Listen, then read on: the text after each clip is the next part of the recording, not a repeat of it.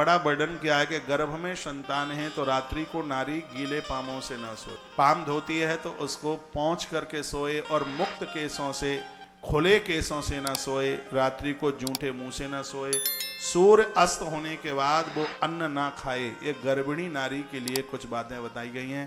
पेट के भर ना सोए, ऐसा वर्णन किया गया है, ऐसा बताया गया।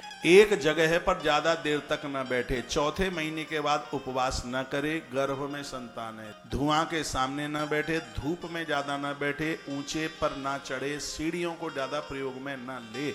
ऐसा हमारे ग्रंथों में, अग्नि पुराण में बहुत विस्तार पूर्वक इन बातों का वर्णन किया गया है। गौ माता के गब्य के द्वारा बनी हुई चीजों का वह प्रयोग करे, मसाले ज्यादा ना खाए, नमक मिर्च ज्यादा ना ले, तला हुआ ज्यादा ना ले, बासा भोजन न ले, यह उस नारी के लिए बताया गया है।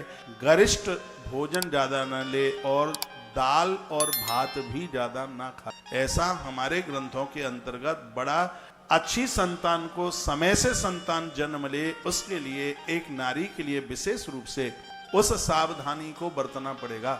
यदि उसने सावधानी के साथ संतान को जन्म दिया है तो उसके गर्भ से जन्म लेने वाला बच्चा एक बहुत विशेष होगा। जिस प्रकार से कश्मीर में क्या पैदा होती है, ज्यादातर से आप बता पाएंगे?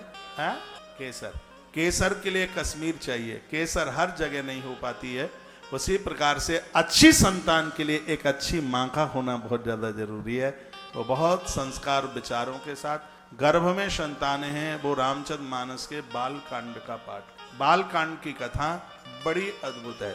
और वहाँ की जो 9 चौपाइयाँ हैं वो तो बहुत ज़्यादा विशेष हैं। जा दिन थे प्रभु गर्भ आए, नौमी तिथि मधुमास पुनीता, ये 9 चौपाइयाँ बहुत अद्भुत हैं। इनको श्रीमद् भागवत जी के 10वें स्कंद के अध्याय नंबर 2 में गर्भ स्तुति का पाठ कीजिए, क्योंकि गर्भ में बच्चे का जानकर या अनजान करके मृत्यु को प्राप्त हो जाना, ये बहुत बड़ा अपराध है, ये बहुत बड़ा पाप है। सरकार भी आज जो नारी गवर्नमेंट नौकरी करती है, 6 महीने की छुट्टी सरकार देती है, बच्चे के जन्म से 3 महीने पहले और बच्चे के जन्म के 3 महीने बाद। अच्छी संतान को जन्म देने के लिए हर नियम को पूरा कीजिए। गर्भिणी नारी के सामने घर में लड़ाई न लड़ें, युद्ध न करें, इसका नहीं तो असर होने वाली संतान के ऊपर होता है। उसको प्रफुल्लित, उसको मुस्कुराते हुए, और जब गर्भ में संतान है तो उसको पियर मत जाने दीजिए, उसको उसके मायके मत जाने दीजिए। यहाँ माताएं बैठी हुई हैं, आपकी बेटी ससुराल में है, उसको संतान डिलीवरी होने वाली है, आप अपने घर पर बिल्कुल भी नहीं बुलाइए, क्योंकि ऐसा पियर मायके में ही ऐसा है घर जहाँ नारी स्वतंत्र होती है, चाहे जहाँ आ सकती है, चाहे जहाँ बैठ सकती है, ऊपर छत पर, नीचे फुदक फुदक करके चलती है, क्योंकि पियर होता ही ऐसा है, मायका होता ही ऐसा है। और थोड़ी सी भी असावधानी हो गई तो इसके परिणाम विपरीत हो जाएंगे। एक कथा आती है ब्रह्म वैवर्त पुराण में, और बड़ी वह विशेष कथा है। उग्रसेन की पत्नी थी जिसका नाम था पवन रेखा, बड़ी अद्भुत नारी थी, इसके गर्भ में संतान थी। उसकी सास ने खूब मना किया और वो नहीं मानी और वो अपने मायके चली गई। गर्भ में संतान थी, स्वच्छा से घूमना, एक दिन बगीचे में गई, उस बगीचे में द्रुमिल नाम का राक्षस रहता था। उसके गर्भस्थ शिशु के ऊपर, उदर के ऊपर उस राक्षस की दृष्टि पड़ गई।